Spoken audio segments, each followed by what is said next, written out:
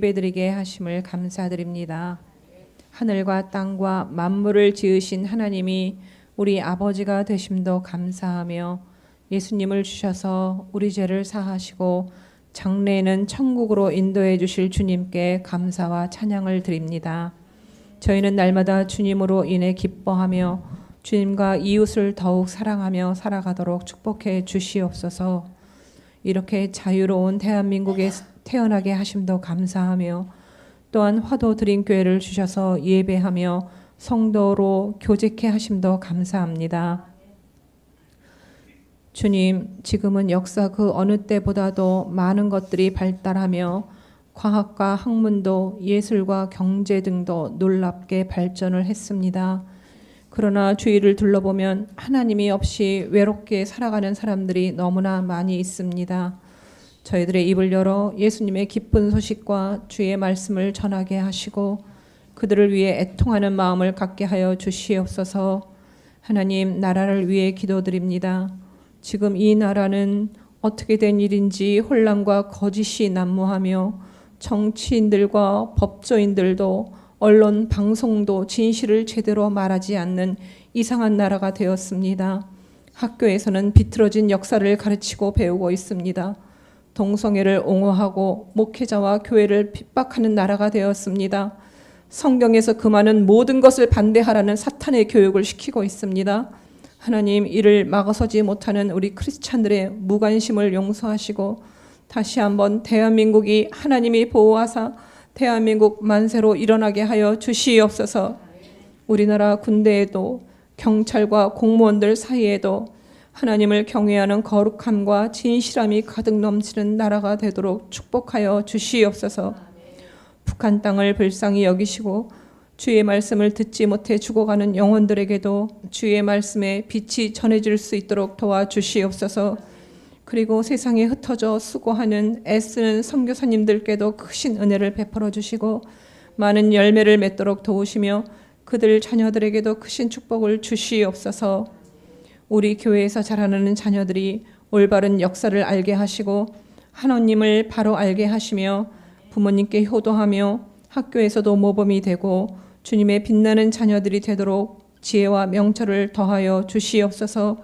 우리 교회가 영적으로 더욱 성령 충만케 하시고 재정도 풍부하게 하시며 주님 안에서 날마다 칭찬받는 교회가 되도록 도와주시옵소서. 오늘도 말씀을 전하시는 우리 담임 목사님을 축복하시고 그 귀한 말씀을 들을 때에 성령의 기쁨의 충만의 시간이 되게 축복하여 주시옵소서. 예배를 돕는 여러 손길들을 축복하시고 주님만이 홀로 영광 받아 주시옵소서. 우리의 소망이 되시며 다시 오실 존귀하신 예수님의 이름으로 기도드렸습니다. 아멘.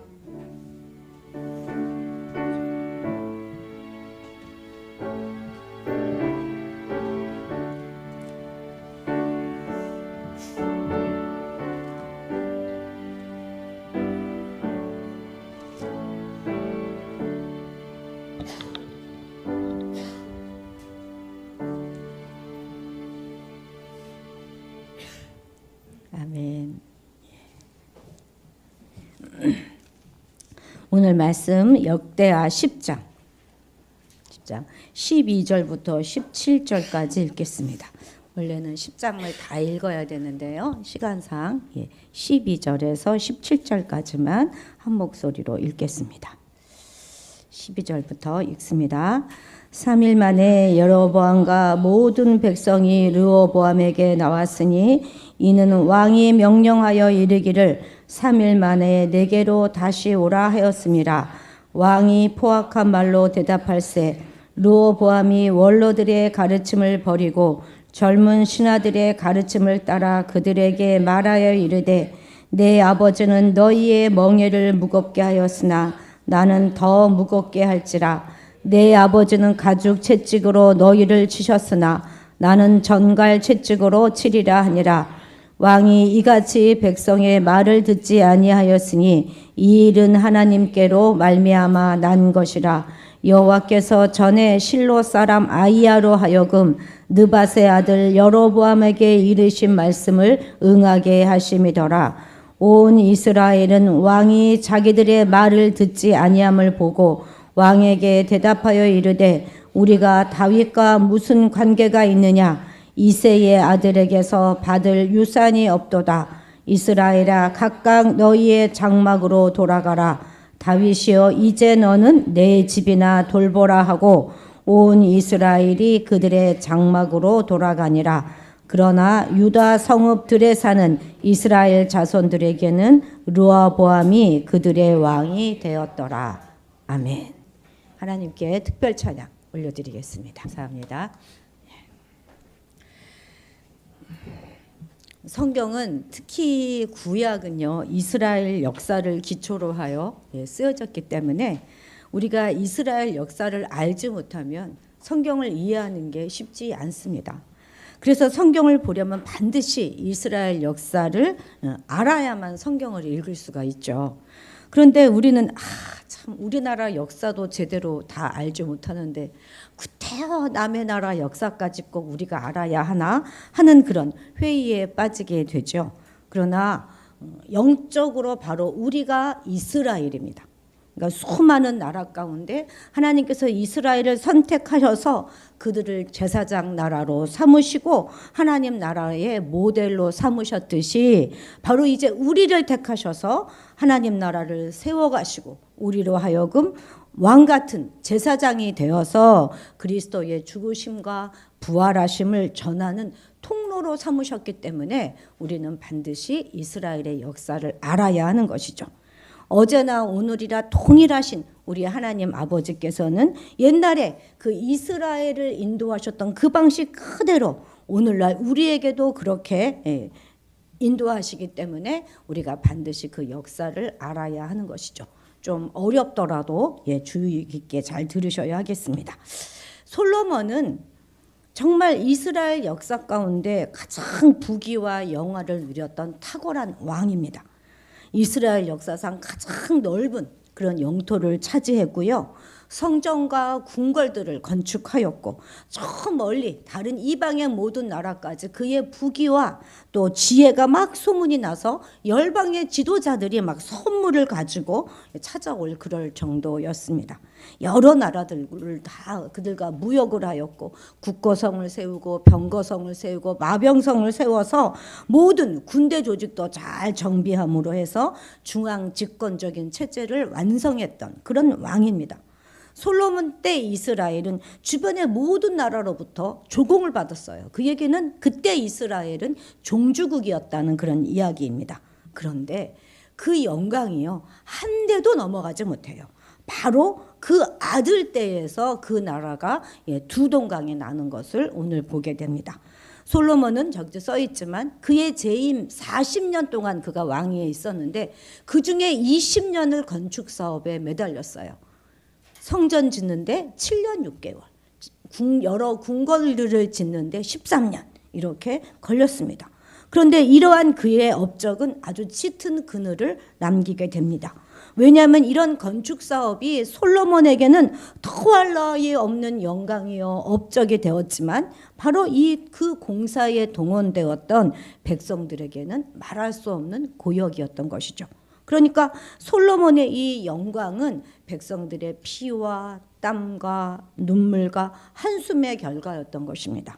말이 20년이지 뻑하면 동원되고 뻑하면 차출되어지는 그 삶이 얼마나 고단했겠습니까? 백성들 안에는 군주가 워낙 강한 군주니까 어떻게 대들 수도 없겠죠. 그렇지만 나름 불만이 머리 꼭대기까지 차 있었을 것이라는 사실을 우리는 충분히 짐작해 볼 수가 있습니다. 그런데 그 뛰어난 군주, 그 강한 군주가 죽은 것입니다. 그리고 그 아들 르호보암이 왕이 되었어요. 왕이 된다고 하는 것은 더할 나위 없는 영광스러운 일이지만 또한 그에게 그 왕에게는 무엇과도 견줄 수 없는 그런 책임이 지워지게 되는 것입니다. 다윗도 그렇고 솔로몬도 그렇고 이러한 무거운 책임이 지워졌을 때 바로 가장 먼저 하나님께 무릎을 꿇었어요. 하나님을 전심으로 구했다고요. 그러나 르호보암은 왕이 되었지만 그는 하나님께 꿇어 엎드리는 모습을 그 어디에서도 찾아볼 수가 없습니다. 그래서 르호보암이 왕위에 오르자마자 나라가 분열하게 된 것이죠. 우리는 이러한 역사를 통해서 영원한 권력도 없고 영원한 영광도 없다 하는 것을 배울 수 있습니다. 그래서 인생도 또 우리의 모든 권력도 유한하다 하는 것을 아는 것이 참 지혜인 것이죠. 우리 인생을 건축해 감에 있어서도 너무나 쉽게 우리 인생이 몰락할 수 있다 하는 것에 대한 경각심도 가져야 할 것입니다.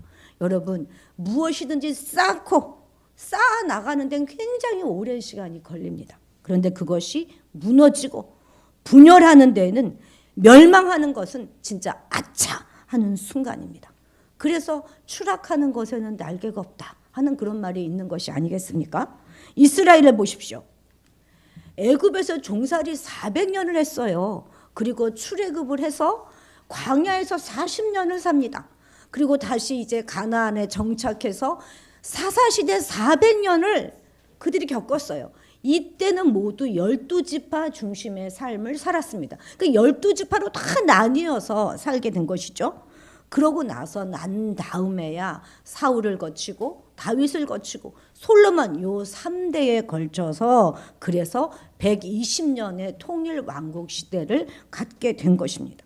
얼마나 오랜 만에, 정말 오랜 세월 만에 통일 왕국이 되었습니까? 그런데 그렇게 어렵게 얻은 통일이었는데 바로 하루아침에 공든탑이 무너지게 된 것입니다. 그래서 솔로몬 이후에 북이스라엘과 남유다로 나뉘어져요. 르호보암 왕 때. 그래서 이때 이것을 우리가 분열 왕국이다 이렇게 부르는 것입니다.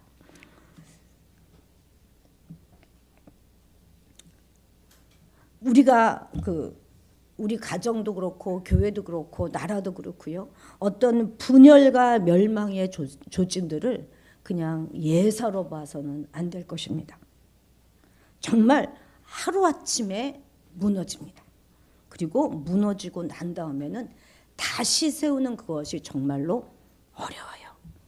그래서 우리는 오늘 왜 이렇게 공동체가 빨리 그렇게 급하게 빨리 무너지게 되었는가, 솔로몬의 영광이 왜 그렇게 사라지게 되었는가 하는 것들을 좀 알아보려고 합니다. 그래서 그것을 우리 삶에, 우리의 공동체에 잘 적용하여서 그렇게 쉽게, 그렇게 빨리 멸망의 길로 달려가지 않도록 우리가 잘 지켜야 하겠습니다.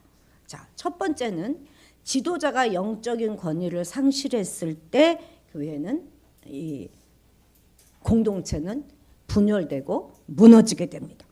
가정도 그렇죠. 지도자가 권위를 상실했을 때, 교회도 지도자가 권위를 상실했을 때, 나라도 지도자가 영적인 권위를 상실했을 때 그 공동체는 무너집니다. 자, 1절 같이 읽겠습니다. 시작. 르호보암이 세겜으로 갔으니 이는 온 이스라엘이 그를 왕으로 삼고자 하여 세겜에 이르렀음이더라. 아멘. 바로 앞절이에요. 바로 앞절 9장 31절 끝절에는 솔로몬이 그의 죽어서 다윗성에 장사 지내고 그리고 그 아들 르호보암이 대신하여 왕이 됐다 하는 것이 바로 그 앞절에 있어요. 그리고 난 다음에 왕위에 오른 르호보암이 가장 먼저 한 일이 무엇이냐면 세겜으로 갔다는 것입니다. 세겜으로 간 이유가 뭐예요? 온 이스라엘이 그를 왕으로 삼고자 하였기 때문에 세겜으로 갔습니다. 여기서 말하는 온 이스라엘이라 하는 것은 뭐냐면 북쪽에 있는 10개의 지파를 말하는 거예요. 북쪽에 있는 10개의 지파 사람들에게 왕으로서 인준을 받기 위해서, 그러니까 북쪽 지파 장로들의 요구에 의해서 세겜으로 내려갔다 하는 것입니다. 이 세겜은 어디냐면 바로 여기가 세겜이에요. 지금 약간 살색 부분이 있는 게 북쪽 10개 지파이고 아래 노란색 부분이 남쪽에 있는 2지파입니다.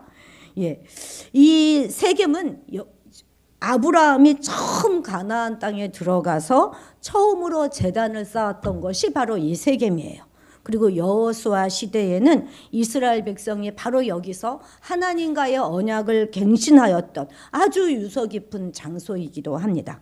이러한 역사적인 측면뿐만 아니라 우리가 딱 보아도 지리적으로도 북이스라엘의 가장 중심이 되는 곳이죠. 세겜 아니겠습니까? 그런데 여러분, 지금 성전이 있는 곳은 여기 예루살렘이에요. 왕궁도 여기에 있습니다. 성전이 여기 있다 하는 것은 이 예루살렘이 신앙의 중심지라는 말이고, 이 궁전이 여기 있다 하는 말은 정치적 중심지가 바로 이 예루살렘이란 말 아니겠습니까? 그래서 그렇다면 여기 예루살렘에서 왕이 되는 게 너무나 당연하잖아요.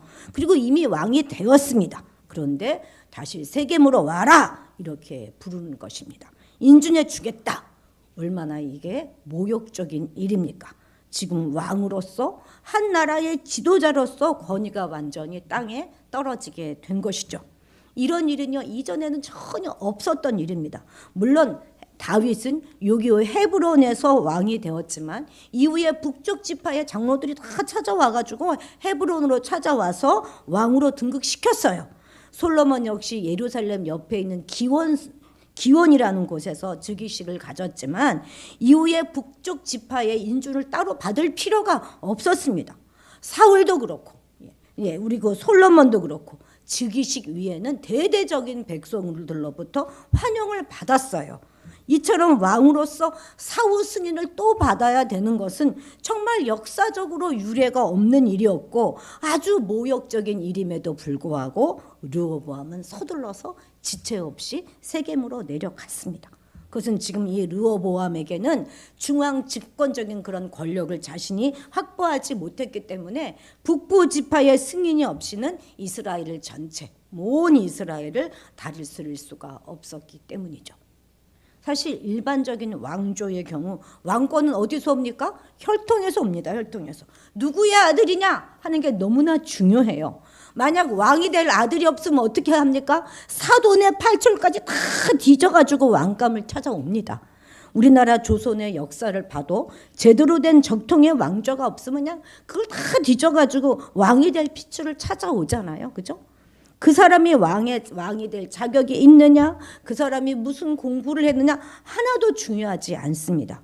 전부 그냥 중요한 게 핏줄, 혈통입니다. 그것이 바로 왕조인 것입니다. 이스라엘 역사 가운데도요, 7살의 왕이 된 요아스 왕이라는 사람이 있어요. 왜 그렇습니까? 그가 전왕의 아들이기 때문에 그렇습니다. 그렇기 때문에 왕조의 개념으로 보면 르호보암이 왕이 되는 건 전혀 문제가 없어요. 그는 그냥 조건 없이 왕이 돼야 합니다. 자기 아버지 솔로몬이 왕이고 또 그 할아버지 다윗이 왕이었어요. 그러니까 자연스럽게 왕이 되는 게 맞습니다. 그럼에도 불구하고 지금 다시 또 인준을 받으러 세겜으로 간 것이죠. 그런데 이스라엘의 왕조는 일반 세상의 왕조하고는 조금 다릅니다. 이스라엘 왕조는 혈통이 아니에요. 혈통이 중요한 것이 아니라 하나님을 향한 믿음이 중심입니다. 하나님을 향한 신앙, 절대적인 신앙 중심으로 왕조가 흘러내려오는 것이죠. 온전히 온전하신 하나님만 의지하고 하나님을 인생의 목자로 고백했던 그 다윗을 하나님은 높이 드셔서 왕으로 삼아주셨습니다. 다윗의 아버지는 왕이 아니었어요. 이새였잖아요. 그럼에도 불구하고 하나님이 그의 신앙을 높이 보셨고 하나님의 성전을 짓고자 하는 그 열심을 보셨어요. 그러나 성전을 지을 때가 아직 이루지 않았기 때문에 그 아들 솔로몬 때에 가서 성전이 지어질 것을 말씀하셨고 그의 아들 솔로몬이 아버지의 유업을 이어서 성전을 완공했던 것이 아니겠습니까? 여기까지는 하나님을 향한 믿음과 열심이 있었던 것입니다. 그러나 솔로몬 말기에 와서부터는 하나님을 향한 모든 신앙이 그냥 흔들려 버렸어요. 왜 그랬죠? 외교 정책을 통해서 수많은 아내들을 그냥 수백 명을 그 외국의 공주들을 다 데려왔습니다. 이제 시간이 지나서 솔로몬의 신앙이 시들해져 가고 하나님을 향한 열심이 시들해지니까 그 여인네들이 전부 다 자기가 모시고 온 그 신들에게 제사를 드리기 시작한 것입니다. 그래서 예루살렘은 완전히 이방의 도성이 되어버렸어요. 이렇게 되면서 이스라엘은 그 신앙의 위기가 찾아오게 된 것이죠. 그러자 그 상황 속에서 왕이 된 르호보암은 전혀 이스라엘 왕으로서의 정통성을 인정받을 수 없는 그런 상황이 되고 만 것입니다. 이때부터 이스라엘에는 대단한 혼란이 찾아오게 되죠. 그렇습니다. 참 권위는 하나님에게서 오는 것입니다. 하나님이 세워지지 않는 권위는 존재할 수가 없어요. 재물이 많다고 실력이 출중하다고 권위가 세워지지 않습니다. 하나님께서 영적인 권위를 세워주실 때 그 참 권위가 세워지는 것입니다. 지도자의 권위가 세워지지 않는 공동체는 아주 쉽게 무너지고 맙니다. 마치 모래 위에 세워진 집처럼 조그만 바람이 불어와도 그만 부서지고 주저앉게 되는 것이죠. 여러분, 아랫사람에게 존중받는 그런 리더가 되기 원하십니까? 아이들에게 존경받는 부모가 되고 싶으세요? 그러면 먼저 하나님께서 세워주는 영적 권위를 사모하십시오. 하나님께서 든든히 세워주시면 그 누구도 그 권위에 도전할 수 없습니다. 어떤 경우에 부모는 왠지 자녀들에게 막 미안해요, 왠지. 그래서 그냥 잘해주고 그렇게 해서 자기의 권위를 세우려고 하는 경우도 있는데요. 절대로 그렇지 않습니다. 그렇게 해봤자 부모를 더 우습게 보는 거죠. 권위는 그렇게 세워지지 않습니다. 내가 하나님 앞에 바로 설 때 그 권위는 자동으로 세워지는 것입니다. 여러분, 자녀들이 부모에게 함부로 대들고 부모의 권위에 순종하지 않는 가정 반드시 무너집니다. 우리 가정이 무너지기 원하는 자들은 부모에게 대드세요. 그러면 반드시 무너질 것입니다. 그걸 우리가 콩가루 집안이다 이렇게 말하는 거 아니겠습니까? 자녀들 잘 기억하세요. 정말 우리 집이 무너지고 싶고 그렇다면 마음대로 하십시오. 그러나 그렇지 않다면 절대적으로 부모님의 권위에 순종해야 하는 것입니다. 담임 목사에게 권위가 없는 것, 그것도 굉장히 문제이겠지만 이리저리 담임 목사를 인정하지 않고 흔든다면 그 공동체는 반드시 무너집니다. 권위는 질서예요. 우리 하나님은 질서의 하나님이다 하는 사실을 반드시 명심하셔야 하겠습니다. 자, 두 번째입니다. 두 번째는 자기가 듣고 싶은 말만 골라 들을 때 그 공동체는 위험해집니다. 특히 지도자가 자기가 듣고 싶은 말만 들을 때 그때 공동체는 무너지게 되죠. 우리 2절 같이 읽겠습니다. 시작. 느밧의 아들 여로보암이 전에 솔로몬 왕의 낯을 피하여 애굽으로 도망하여 있었더니 이 일을 듣고 여로보암이 애굽에서부터 돌아오매. 아멘. 자, 그러니까 북이스라엘 지파의 장로들이 지금 솔로몬의 아들 르호보암과 협상하도록 불러온 사람이 바로 이 여로보암이라는 거예요.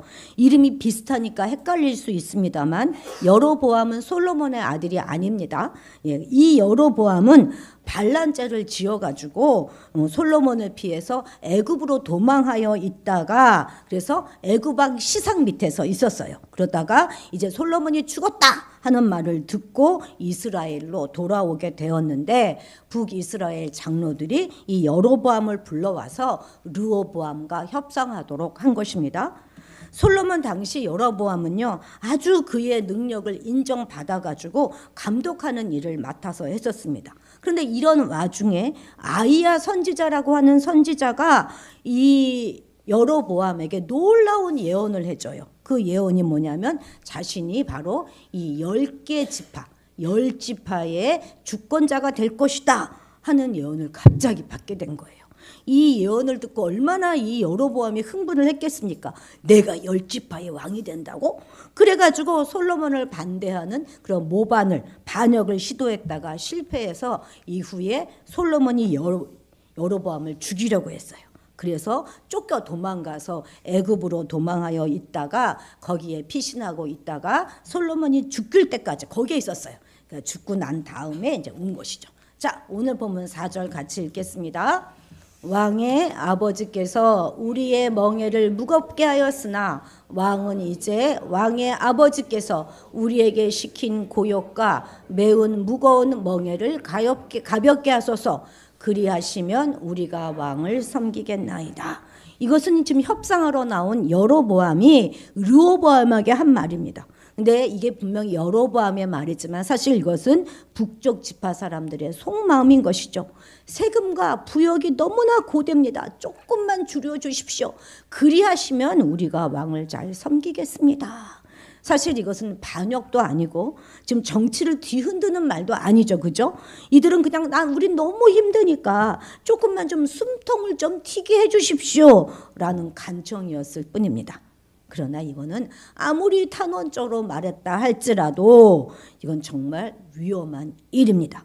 잘못 들으면 우리 말 들어라. 그렇게만 한다면 우리가 너를 왕으로 섬기겠다 하는 뜻도 되기 때문인 것이죠. 고대 사회에서요. 이건 정말 있을 수 없는 일입니다. 이게 어떻게 왕과 신하의 관계이겠습니까? 왕이면 그냥 왕의 뜻대로 무조건 하는 것이고 백성은 그냥 순종해야 하는 것인데 우리 말을 들어라 하는 것이 지금 전제가 되고 있는 것이죠.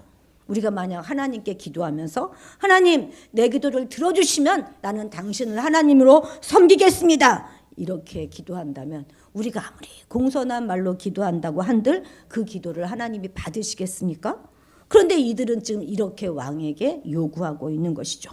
왕의 뜻이 먼저가 아니라 자기들의 생각이 먼저라는 말이잖아요. 만약 이 약속을 지켜주지 않는다면 당신을 왕으로 인준하지 않겠습니다 라는 말입니다. 그만큼 노역과 세금이 과했다 하는 말도 되겠지만 어쨌든 왕에게는 몹시 불쾌한 말인 것이죠. 내 이놈들 어느 안전이라고 이렇게 말해도 될 법한데 영적 권위를 상실한 르호보암은 나에게 3일의 시간을 달라 이렇게 요청합니다. 그리고는 먼저 르호보암은 아버지 솔로몬을 모셨던 그 나라의 원로들과 이 일을 상의합니다. 원로들은 어떻게 조언을 했을까요? 자, 7절 같이 읽겠습니다. 7절입니다. 7절 시작. 그들이 대답하여 이르되 왕이 만일 백성을 후대하여 기쁘게 하고 선한 말을 하시면 그들이 영원히 왕의 종이 되리이다 하나. 네, 왕이 저들을 잘 대접을 해주고 잘 섬기면 백성을 그러면 그들은 평생 당신을 왕으로 섬길 것입니다. 이렇게 답했어요. 그런데 이 답변은 지금 르호보암 왕이 듣고 싶은 말이 아닙니다. 르호보암은 지금 속으로 몹시 화가 난 거예요. 그래서 다시 이걸 접수하지 않고 자기와 함께 자라난 젊은 신하들에게 똑같은 질문을 합니다. 그들은 답변은 어떠했을까요? 자, 11절 읽겠습니다. 내 아버지가 너희에게 무거운 멍에를 매게 하였으나 이제 나는 너희 멍에를 더욱 무겁게 할지라. 내 아버지는 가죽 채찍으로 너희를 치었으나 나는 전갈 채찍으로 하리라 하소서 하더라. 이걸 이제 조언이라고 한 것입니다. 이 젊은 청년들의 말의 요점은 무엇입니까? 저들이 지금 왕을 얕잡아보고 하는 말입니다. 그러니 절대 만만히 보시면 안 됩니다. 아버지보다 더 강하고 센 왕이란 것을 저들에게 보여주십시오. 한마디로 기선제압을 해야 합니다. 저들은 너무 버르장머리가 없습니다. 이렇게 말을 한 것이죠.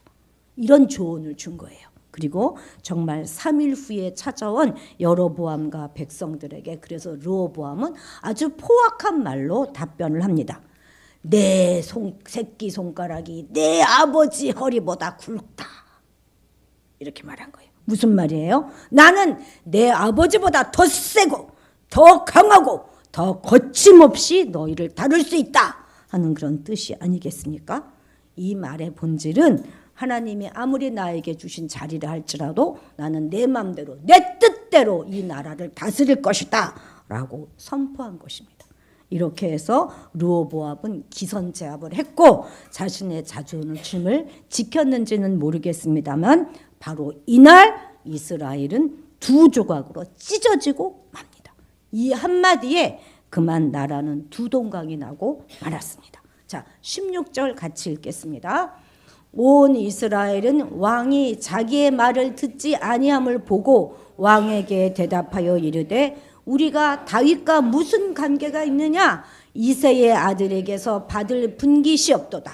이스라엘아 각각 너희의 장막으로 돌아가라. 다윗이여 이제 내 집이나 돌보라 하고 온 이스라엘이 그들의 장막으로 돌아가니라. 아멘. 이 말씀이 되게 부드럽게 쓰여져 있지만 이 말씀은 북이스라엘과 남유다가 드디어 갈라지게 났다. 그 분열을 결정적으로 나타내는 그런 말입니다. 거기 16절 앞에 북이스라엘과 남유다의 분열 이렇게 적어 놓으시면 나중에 성경 보실 때 도움이 되실 것입니다. 그래서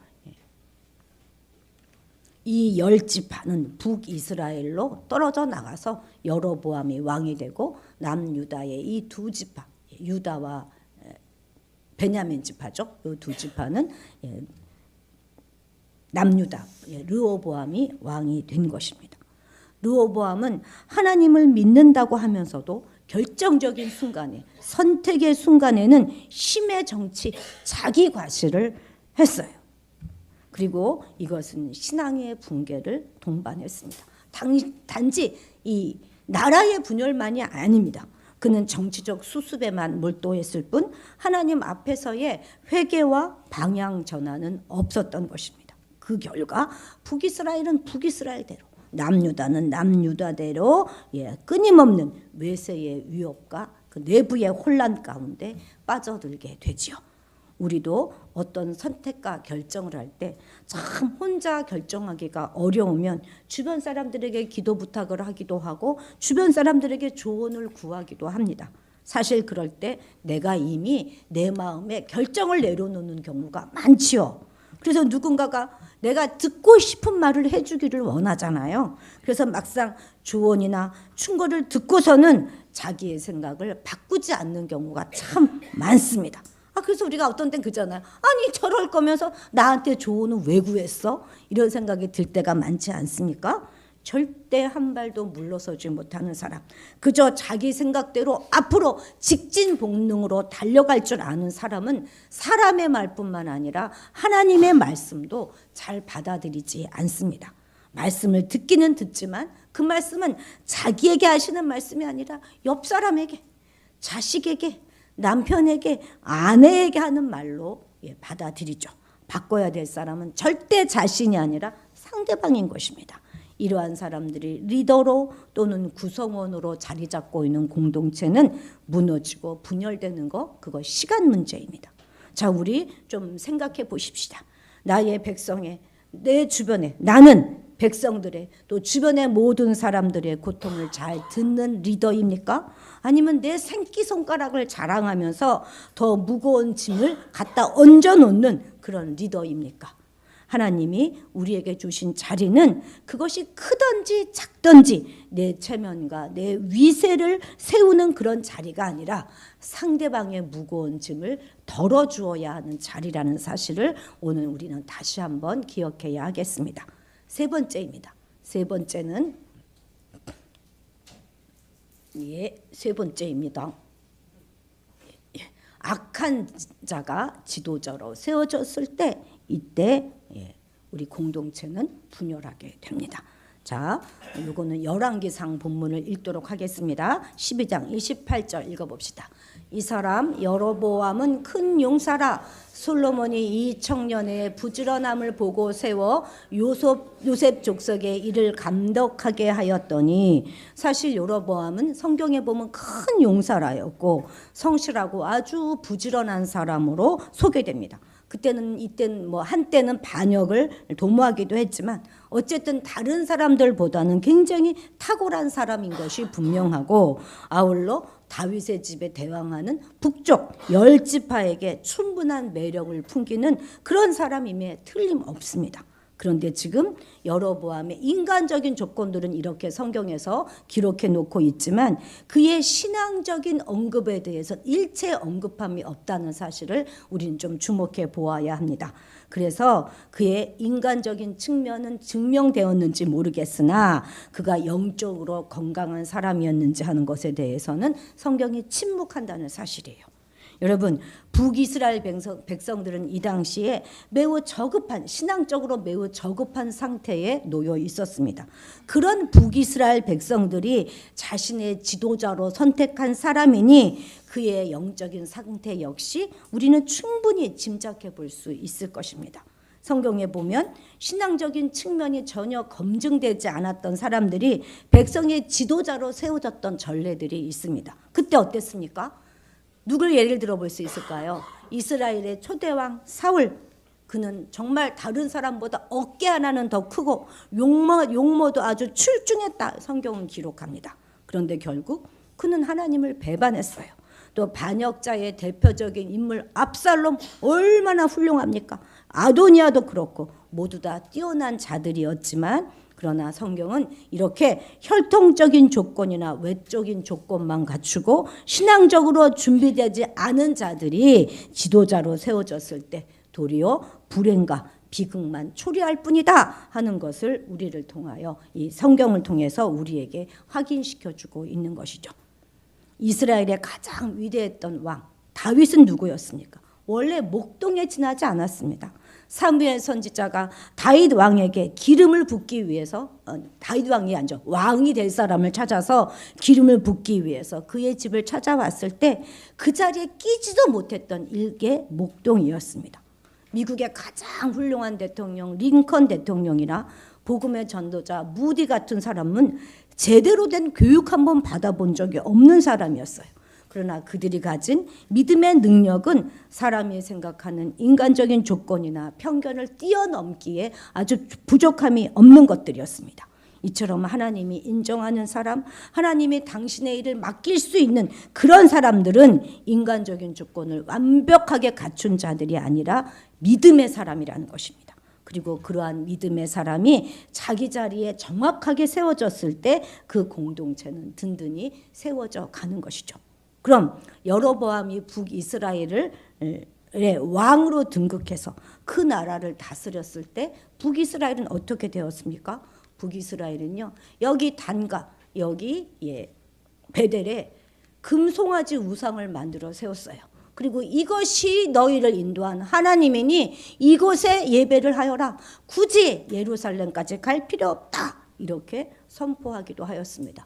절기도 남유다와 비슷하게 마음대로 바꿨어요. 원래 남유다는 7월에 정기가 있는데 비슷한 날짜 8월로 바꿔놓고 그걸 절기라고 섬기라고 했고, 제사장도요 그냥 일반 사람, 레위인이 아닌 일반 사람에게 돈을 받고 제사장으로 막 세워주기도 하였습니다. 그래서 북이스라엘은 세워짐과 동시에 하나님을 배역하는 길로 아주 집단적으로 빠르게 달려가게 되는 것입니다. 그래서 북이스라엘 왕조는 200년 조금 넘는 그런 왕조 북이스라엘 역사 안에서 심지어 9왕조가 세워졌어요. 200년 동안. 이 말은 무슨 얘기냐면 8번의 쿠데타가 일어났다는 거예요. 살만하면 쿠데타가 나왔습니다. 그래서 모두 19명의 왕이 세워지게 됩니다. 그런데 이 19명의 왕 중에서 다윗의 길로 갔던 선한 왕은 한 명도 없었다라고 역사는 증언하고 있습니다. 이러한 북이스라엘의 역사는 우리에게 믿음의 리더가 세워지는 것이 얼마나 중요한가 하는 것을 다시 한번 깨닫게 해줍니다. 아무리 인간적인 조건을 완벽하게 갖춘 것처럼 보여도 하나님 앞에 바로 서지 못한 자가 지도자로 세워진다면 그것처럼 위험천만한 일은 없을 것입니다. 맞습니다. 악한 자의 지도자가 세워지면 그 공동체는 아주 빠르게 무너지고 분열되는 것은 너무나 자명한 일입니다. 그래서 우리는 늘 바르고 건강하며 하나님을 두려워하는 그런 지도자가 세워지기 위해서 기도해야 하는 것이죠. 자신이 속한 공동체가 무너지고 분열되기를 바라는 사람은 아무도 없을 것입니다. 그런데 공동체가 든든히 서가기 위해서는 지도자의 역할이 너무나 중요합니다. 이 지도자가 구약시대에게는요, 왕이었고 제사장이었고 선지자였어요. 그러나 오늘날은 우리 각자가 다 지도자들입니다. 우리가 바로 소규모의 이 공동체의 왕들 아니겠습니까? 물론 우리나라가 잘 서기 위해서는 대통령도 중요하고 위정자의 역할도 몹시 중요합니다. 말에 무엇하겠습니까? 그러나 작은 단위의 왕들인 우리들의 역할도 너무 중요한 것입니다. 우리가 먼저 성도로서의 또 왕으로서의 권위를 잃어버리면 안 되는 거예요. 모든 권위는 하나님이 주시는 것이기 때문에 하나님을 향한 믿음이 든든히 설 때 우리의 권위는 세워지는 것입니다. 내 생각대로 그냥 직진복능으로 달려가는 것이 아니라 좀 주변을 돌아보면서 다른 사람의 고통도 좀 돌아보고 또 다른 사람의 입장도 이해하면서 때로 내 의견을 수정하기도 하고 처리하기도 하면서 조화를 이루어 나가야 하겠습니다. 악한 지도자가 세워지면 공동체가 얼마나 고통을 받게 되는지, 어떻게 분열하게 되는지 우리가 똑똑히 기억하고 바른 지도자를 잘 세우는 일에 우리가 지혜로워야 할 뿐만 아니라 우리 자신들도 하나님의 뜻을 실천하는 바른 지도자가 되어서 우리 공동체를 든든히 세워나가는 저와 여러분이 되시기 바랍니다. 기도하시겠습니다. 주님, 우리의 모든 공동체를 지켜 주옵소서. 겉으로는 든든히 서 있는 것처럼 보이지만 우리가 속한 모든 공동체는 정말 참으로 연약합니다. 너무나 쉽게 한순간에 무너져 내릴 수 있다는 사실에 대하여 경각심을 갖게 도와주옵소서. 우리 한 사람 한 사람의 역할과 책임이 얼마나 중요한가 깨닫고 최선을 다해 막아내고 지켜내는 우리가 되게 하옵소서. 그 일을 위해 우리가 서 있는 그 자리에서 주어진 왕으로서의 역할을 잘 감당하는 우리가 되게 도와주옵소서. 감사드리며 예수님의 이름으로 기도드렸습니다. 아멘. 찬송가 4